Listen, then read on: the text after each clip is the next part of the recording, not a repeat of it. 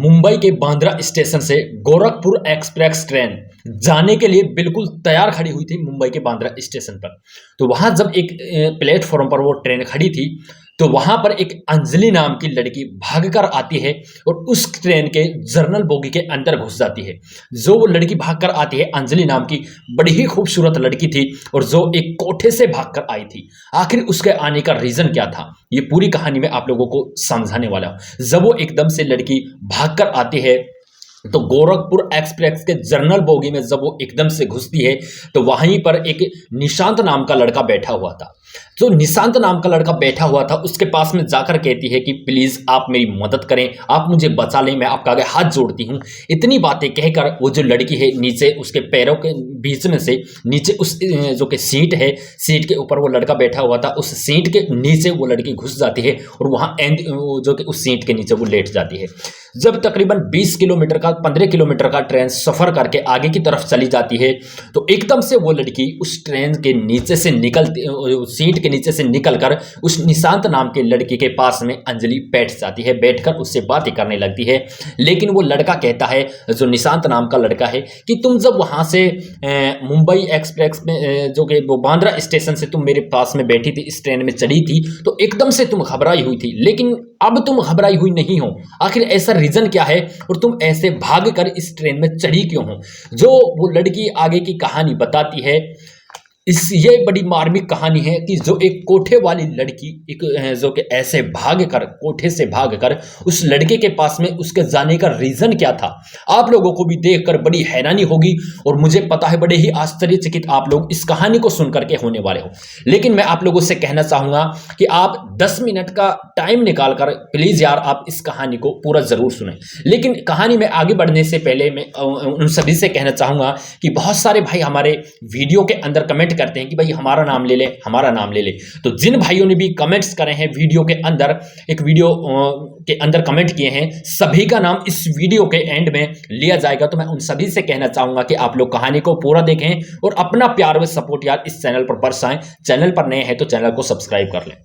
जब अंजलि नाम की लड़की निशांत नाम के लड़के के पास में बैठकर वो ट्रेन के अंदर सफर कर रही थी तो लड़के से पूछती है कि तुम कहां से आए हो और कहां पर जा रहे हो? लड़का कहता है कि मैं मुंबई, एक मेरा पेपर था, वहां पर मुंबई के जो कि मैं पेपर दे के आया हूं, लेकिन अब मैं घर जा रहा हूं, लखनऊ जा रहा हूं। मुंबई से ट्रेन में बैठा लखनऊ के लिए। लेकिन लड़की एकदम से कहती है कि मुझे भी लखनऊ ही जाना है क्योंकि वहां पर उस गाँव में मेरे फला फला रिश्तेदार रहते हैं तो उनके पास में मुझे जाना है, वहीं पर रहना है। तो लड़का कहता है चलो ठीक है, दोनों एक साथ जाएंगे, दोनों एक साथ ही सफर करेंगे। दोनों सफर करते हैं, बातें करते हैं आपसरी में। तो जब बातें करते हैं तो जब स्टेशन आ जाता है, स्टेशन पर अंजलि और निशांत है, दोनों उतर जाते हैं। उतरने के बाद में जब वो उस लड़की को बाय कहता है, लड़की को जिस तरह से मिलते हैं, एक दूसरे से जान पहचान हो जाती है। तकरीबन 22 से 24 घंटे का उन्होंने ट्रेन में एक साथ सफर किया था। सफर करने के बाद में जब दोनों बिछड़ रहे थे, वो अपने रास्ते जा रहा था, वो अपने रास्ते जा रही थी, तो उसको हाथ हिला के बाय बोलता है। लेकिन वो लड़की बड़ी निराश थी। जब वहां उस लड़के के पास में वो जा रही थी, वो हाथ भी नहीं, मतलब हाथ नहीं हिला करके, बल्कि उसकी आंखों में हल्के से आंसू उभर रहे थे। जब उन आंसुओं को देखकर निशांत है अंजलि के पास में जाता है, अंजलि से कहता है कि तुम आखिर इतनी इमोशनल क्यों हो रही हो? तुम्हें अपने रास्ते पर जाना है, मुझे अपने रास्ते पर, लेकिन बात क्या है, आप मुझे बात बताएं। लेकिन लड़की कहती है कि मुझे भी गोरखपुर में इस जगह पर मेरे जो रिश्तेदार रहते हैं, मेरे रिलेटिव रहते हैं, उनके पास में मुझे जाना था, लेकिन जो उनका एड्रेस था मेरे बैग में था और मेरा बैग है वो वहीं पर रह गया है, वो ट्रेन में रह गया है, ट्रेन में वो मेरा बैग चला गया है और उसी में एक पन्ने में उनका एड्रेस लिखा रखा था। लेकिन मुझे एड्रेस का नहीं पता, तो मैं 1 या 2 दिन आपके पास में, आपके साथ में रह सकती हूँ, आपके घर पे रह सकती हूँ अगर आपकी इजाज़त हो।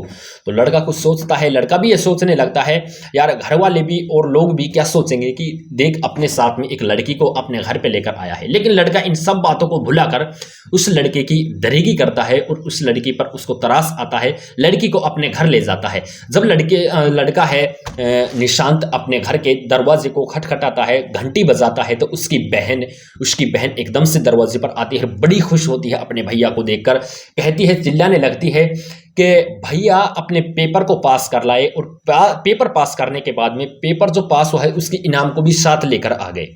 ये हमारे को बड़ी खुशी की बात है। उसके घर वाले भी जल्दी से भाग कर निकलते हैं, सारे घर वाले निकलते हैं उसके, लेकिन वो घर वालों को समझाता है कि देखो ऐसी कोई बात नहीं है, ये लड़की मुझे इस तरह से मिली है, स्टेशन पे मिली थी और हम दोनों ने एक साथ ट्रेन में सफ़र किया, मतलब जो भी प्रोसेस था उनका ट्रेन का वो उसने बताया, लेकिन इनके घर वालों, इनके रिश्तेदारों के पास में जाना है, उनका एड्रेस खो चुका है। तो घर वाले इतने अच्छे थे कि जो निशांत के घर वाले थे उस लड़की को रखने के लिए घर में 2 या 4-5 दिन रखने के लिए राजी हो जाते हैं। कहते हैं कि बेटी हम तुमको तुम्हारे रिश्तेदारों के पास में, तुम्हारे रिलेटिव के पास में, तुम्हारा जो भी रिश्तेदार है यहाँ पर उनकी खोज करके तुमको हम उनके पास में पहुँचाएंगे, तो तुम ऐसा करो हमारे घर पर रहने लग जाओ। घर पर रहने लगते हैं। तो 15 दिन बाद में जो निशांत थे उसकी बहन की उसी घर में शादी थी। जब शादी थी तो तकरीबन 5 से 6 दिन गुजर जाते हैं। जब 9 से 10 दिन उसकी शादी के बचते हैं निशांत की बहन के, तो वो शॉपिंग वगैरह करने लगते हैं शादी की। जब शादी की शॉपिंग करते हैं तो जो अंजलि नाम की लड़की है उनके साथ में काफ़ी घुल मिल जाती है 5 से 6 दिन के अंदर ही, और उनके साथ में जो उसकी बहन शॉपिंग करने जाती, शादी का सामान लेने जाती, अंजलि भी उसके साथ में सामान लेने के लिए जाती। और जब सामान लेने के लिए जाती तो उनके घर वाले कहते हैं कि बेटी तुम ऐसा करो, 9 से 10 दिन शादी के बचे हैं, तो तुम शादी के बाद में हम तुमको अच्छे से जो भी तुम्हारी फैमिली वाले रहते हैं, तुम्हारे रिलेटिव रहते हैं, उनके पास में हम तुमको शादी के बाद में छोड़कर आ जाएंगे। तो लड़की राजी हो जाती है, कहती है कि कोई बात नहीं, अब तुम अच्छे से अपनी शादी का काम करो, मैं भी यहीं पर, जो कि बहन बोलने लगती है कि मैं भी अपनी बहन की शादी में यहीं पर रहूँगी। टाइम गुजरता है, धीरे धीरे जो कुछ टाइम बीतता है, शादी होती है, लेकिन शादी के 2 दिन बचते हैं। जब शादी के 2 दिन बचते हैं तो जो निशांत है उसकी बहन के जो ससुराल वाले हैं वहाँ से एक कॉल आता है निशांत के पापा के पास में। कॉल आता है तो निशांत के पापा से कहते हैं कि अगर तुम दहेज में हमको 2 लाख रुपए दे सको तो हम शादी करेंगे, वरना हम शादी नहीं कर रहे। 2 दिन शादी के बचे थे, तो इन बातों को सुनकर सारे घर वाले टेंशन में बैठ जाते हैं। निशांत था, निशांत की बहन थी, उसके मम्मी पापा थे, क्योंकि उनके घर में इतना कमाने वाला कोई नहीं था, सिर्फ उसका पापा है, प्राइवेट जॉब करता, मजदूरी करता, 8 से 10 हज़ार रुपये, 12 हज़ार रुपये पर मंथ कमाता था। क्योंकि उनके पास में यार गरीब थे तो उनको 2 लाख रुपये बहुत ज़्यादा हैं। लेकिन वो सोचने लगता है, सारे घर वालों को सब्र दिलाता है, हौसला बढ़ाता है कि तुम ऐसा करो, मेरे पास में 1,30,000 रुपये हैं और कुछ 70 से 80 हज़ार रुपये घटेंगे, तो मैं अपने जो है कि सैलरी पर मैं अपने जो भी काम कर रहा हूं उस पर लोन ले लूँगा, फाइनेंस ले लूँगा, तो तुम ऐसा करो, वो अपने काम की पूर्ति हो जाएगी। लेकिन वहीं पर अंजलि लड़की बैठी थी, तो अंजलि जब इन बातों को सुनती है तो कहती है, अंकल जी तुमको घबराने की ज़रूरत नहीं है, लोन वगैरह भी लेने की ज़रूरत नहीं है, ये शादी होगी, धूमधाम से होगी, जितने भी पैसों की ज़रूरत है मैं तुमको पैसे दूंगी, मेरे पास में पैसे हैं, तुम कुछ मत को, तुम टेंशन ना लो। सारे घर वाले खुशी से झूम उठते हैं। वो कहते हैं कि तुम शादी के बाद में मेरे पैसे लौटा देना आराम से, कोई बात नहीं है। तो उन पैसों को अंजलि दे देती है, तकरीबन 1 से 1.5 लाख रुपए दे देती है, और जो शॉपिंग करने जाती है वो अपने ही पैसों से उसकी बहन को, निशांत की बहन को शॉपिंग कराती है। शादी की पूरी शॉपिंग तैयारी वगैरह अपने ही पैसों से कराती है, क्योंकि उसके पास में 4 से 5 लाख रुपये रखे हुए थे, उन पैसों को वह शॉपिंग कराती है। तो शादी हो जाती है। शादी हो जाने के बाद में उनके घर वाले कहते हैं कि बेटी हम तो तुमको भूल ही गए कि तुमको भी अपने जो कि रिलेटिव के पास में पहुंचाना है। लेकिन कहती है, अंकल जी कोई बात नहीं, तुम्हारा फ्री काम हो जाए 1-2 दिन में, जब मुझे तुम पहुंचा देना, मैं आप यहाँ से चली जाऊँगी। तो उसके बाद में जब 2-3 दिन गुजर जाते हैं तो लड़की अंजलि अपने बैग उठाती है उस निशांत के घर से और जाने के लिए मतलब तैयार ही थी, बैग लगा लिया पीछे। इतने में निशांत अपने घर वालों के पास से, अपने मम्मी और पापा के पास से निकलकर उस अंजलि के पास में पहुंचता है और अंजलि से कहता है कि मैं तुमसे एक बात कहना चाहूँगा, अगर तुम बुरा ना मानो तो। कहती है बोलो। वो कहता है निशांत कि मैं तुमसे प्यार करने लगा हूँ और मैं तुमसे शादी करना चाहता हूँ, क्या तुम मुझसे शादी करोगी? लेकिन अंजलि इन बातों को सुनकर पूरी तरह से खामोश हो जाती है और कहती है कि पहले अगर तुम्हारे माँ और बाप, तुम्हारे माता और पिता इस शादी के लिए खुश रहें कि हम इससे शादी करना चाहते हैं, हमारे बेटे से आपकी शादी करा देंगे, तो ही मैं शादी कर सकती हूँ। कहता है कि मैं अपने माँ बाप से पूछकर तुम्हारे पास आया हूँ कि तुमको मुझसे शादी करनी है नहीं। लेकिन लड़की कहती है, शादी तो मैं तुमसे कर लूँगी, लेकिन तुमने मेरे बारे में कुछ सोचा समझा नहीं, पूछा नहीं, तुमने मेरे फैमिली बैकग्राउंड के बारे में नहीं पूछा, तुम ऐसे कैसे शादी करोगे? आखिरकार जब शादी के बाद में जो चीज़ पता चले, उसके बाद में रिश्ते बिगड़े, उससे फ़ायदा नहीं है, बल्कि मैं अपने फैमिली बैकग्राउंड के बारे में तुम्हें पहले बता देती हूँ। तो आप ऐसा करें देखिए, मैं मुंबई से आई हूँ। मुंबई में एक कोठे पर मेरी माँ वेश्या का काम करती है, वेश्या है वहाँ पर, और मैं एक वेश्या की लड़की हूँ। तो वहाँ से जब मैं भाग कर आई थी, जब भाग कर तुम्हारे पास में आई थी, तो मुझे ऐसा लग रहा था कि मेरे पीछे कोई भाग रहा है और मुझे पकड़ने के लिए कुछ लोग कोठे से भाग कर आए थे। वह ऐसा था कि मेरी माँ है जो वेश्या का काम करती थी, तो मैं छोटी सी थी, लेकिन कोठे वालों ने कहा हम तुम्हारी बेटी को पढ़ाएंगे लिखाएंगे, तो पढ़ा लिखाने के बाद में जब तुम्हारी बेटी की उम्र 18 साल हो जाएगी तो तुम्हें तुम्हारी बेटी से यहीं पर काम कराना होगा, इसी कोठे पर लाना होगा। तो जो मेरी माँ है वो हामी भर लेती है। लेकिन जब वो ट्रेन में मैं तुम्हारे पास में भाग कर आई थी, उस दिन मेरी उम्र की 18 साल से ज़्यादा हो चुकी थी और उस दिन मेरी डील होनी थी, मैं वहाँ पर कोठे पर जाने वाली थी। इसी वजह से मेरी माँ ने 4 से 5 लाख रुपये मुझे इकट्ठा कर रखे थे।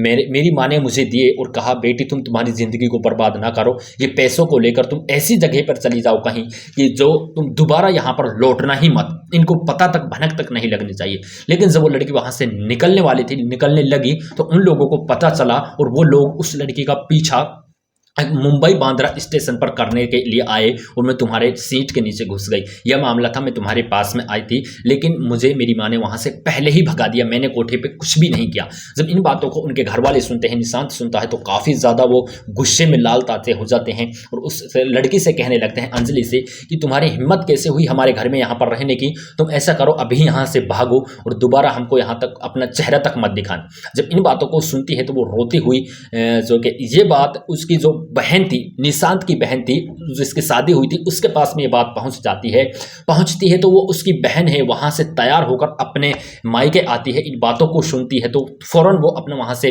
जो कि सवारी लेकर अपने घर पर पहुंचती है। लेकिन जब वो अंजलि नाम की लड़की उनके घर से निकल ही रही थी, हाथ पकड़कर वो लोग उसको निकाल रहे थे, उसके घर वाले, तो वो रोती हुई निकल रही थी। लेकिन जो निशांत की बहन है वो कहती है कि अंजलि तुम यहाँ पर रुको। इतनी बातें सुनकर वो हिचकियों से बिलक बिलक कर रोने लगती है। अंजलि जो वेश्या की लड़की थी, रोते हुए कहती है कि क्या बात है, वो उसके चिपट कर दोनों गले से खूब रोने लगती है। लेकिन जो निशांत की बहन थी उसको हाथ पकड़कर वापस अपने घर पर लेकर आती है, घर के अंदर लाती है और अपने माता से, पिता से, भाई को एक जगह पर बैठाती है और उनसे यूं कहती है कि जब मेरी शादी थी, शादी में 2 दिन बचे थे, उन लोगों ने दहेज मांगा था, तो दहेज की पूर्ति किसने की? इसने की।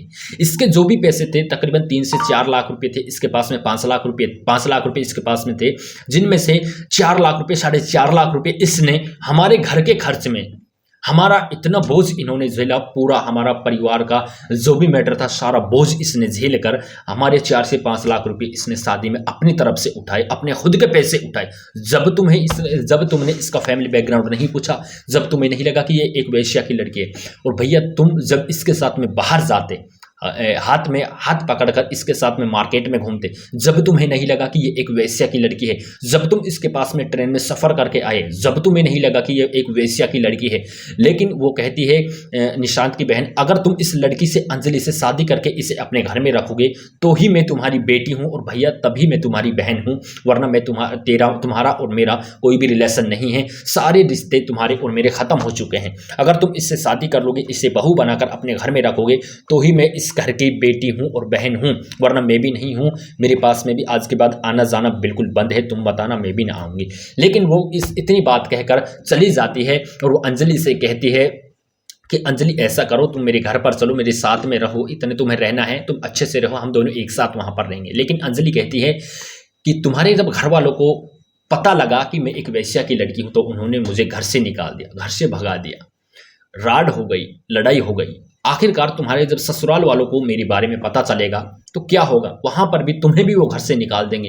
लेकिन मैं तुम्हारे ऊपर बोझ नहीं बनना चाहती। लेकिन निशांत की बहन कहती है कि देखो वो सब मैं हैंडल करूंगी, लेकिन तुम मेरे साथ में चलो, रोते हुए कहती है। लेकिन रोते हुए अंजलि कहती है कि देखिए बहन, आप मुझे मेरे हाल पर छोड़ दें, मैं अब किसी के हवाले नहीं, मुझे जहाँ पर मेरा मन करेगा, मुझे मतलब जहाँ पर जाना होगा, मुझे खुद नहीं पता कि मैं कहाँ पर जाने वाली हूँ। तो वो उस लड़की को छोड़कर अंजलि भी चली जाती है एक रूम लेकर। वो वहाँ पर रहने लगती है, क्योंकि उसके पास में पैसे भी नहीं बचे थे। आखिरकार उसके जो पैसे थे वो तो उनकी शादी में सारे खत्म हो चुके थे।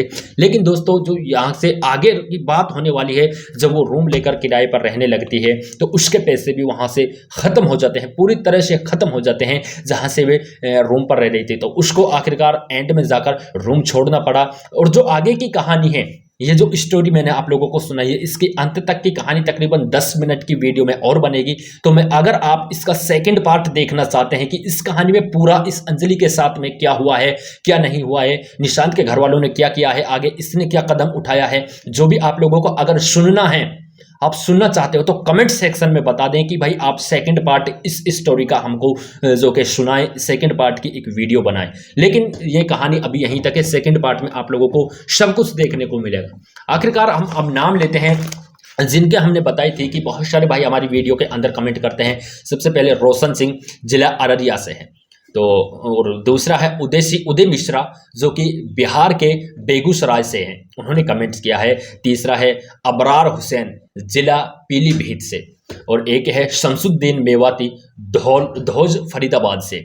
तीसरा है गुफरान राजपूत हापुड़ से, प्रदीप सिंह प्रयागराज से, डॉक्टर धर्मवीर सिंह आगरा उत्तर प्रदेश से, डॉक्टर अथार खान मुंबई से, वीरेंद्र मलेशिया से, जलादीन खान पलवल हरियाणा से, राजा राम लखनऊ उत्तर प्रदेश से, अभिषेक सिंह अहमदाबाद से, अश्विनी राजस्थान से। ऐसे बहुत सारे हमारे भाई हैं जिनके कमेंट हम इस वीडियो के अंदर कवर नहीं कर पाए। अगर जो भी भाई अगली वीडियो में, नेक्स्ट वीडियो में इसके सेकंड पार्ट जो कि सुनना चाहते हैं, कमेंट सेक्शन में बताएं। जो अपना अगली वीडियो में नाम दिलाना चाहते हैं, कमेंट सेक्शन में कमेंट करके बताएं। अगर आप चैनल पर नए हैं तो चैनल को सब्सक्राइब करें और बेल आइकन को प्रेस करें। फेसबुक पेज पर देख रहे हो तो फॉलो कीजिए।